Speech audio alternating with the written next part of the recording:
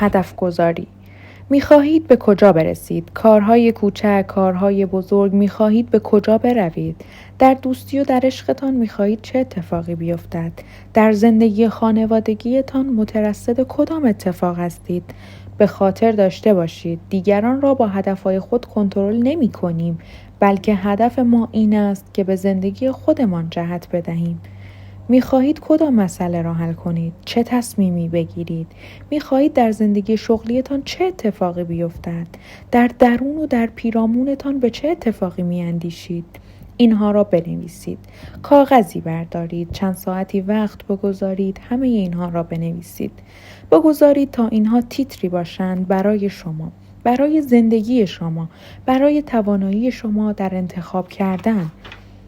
مطمئناً حوادثی به دور از کنترل شما رخ می‌دهد. گاه اینا حوادثی خوشایند هستند و گاه طبیعتی از نوع دیگر دارند، اما اینها جملگی بخشی از فصلی هستند که زندگی امسال شما را رقم می‌زنند. داستان زندگی ما را مقدر می‌سازند. سال جدید پیش روی ماست، مانند فصلی از یک کتاب. انتظار نوشته شدن را می‌کشد. می توانید با هدف گذاری به نگارش این فصل از زندگی خود کمک کنیم.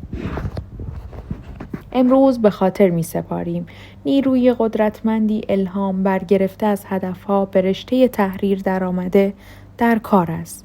این کار را هم همکنون انجام می دهم. برای سالی که در پیش است، هر قدر که لازم باشد این کار را نه برای رسیدن به کنترل، بلکه از آن رو می کنم تا نقشی را که در زندگی دارم ایفا کرده باشم.